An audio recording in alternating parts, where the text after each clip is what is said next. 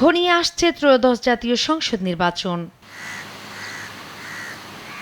আসন্ন নির্বাচন ও গণভোটে সারা দেশে মোট ৪২,৭৬৬টি কেন্দ্রে ভোট গ্রহণ করা হবে। এসব কেন্দ্রে ভোটারদের জন্য থাকবে ২,৪৭,৪৮২টি ভোটকক্ষ। ইসি সচিব জানান, সুষ্ঠুভাবে ভোট গ্রহণের জন্য পর্যাপ্ত জনবল নিয়োগ দেওয়া হয়েছে। এর মধ্যে প্রিজাইডিং অফিসার ৪২,৭৭৯ জন, সহকারী প্রিজাইডিং অফিসার ২,৪৭,৪৮২ জন, পোলিং অফিসার ৪,৯৪,৯৬৪ জন। সব মিলিয়ে মোট ভোট গ্রহণকারী কর্মকর্তার সংখ্যা দাঁড়িয়েছে ৭,৮৫,২২৫ জনে।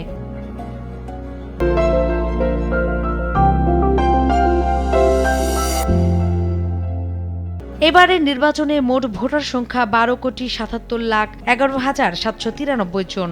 নির্বাচন কমিশনের তথ্য অনুযায়ী পুরুষ ভোটার ৬,৪৮,২৫,৩৬১ জন, আর নারী ভোটার ৬,২৮,৮৫,৪০০ জন এবং তৃতীয় লিঙ্গের ভোটার ১,২৩২ জন। এই হিসেব অনুযায়ী মোট ভোটার ১২,৭৭,১১,৭৯৩ জন।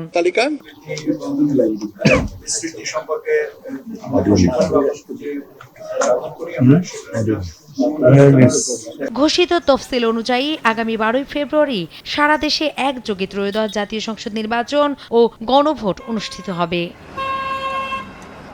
নূপুর মাহমুদ, দেশ টিভি, ঢাকা।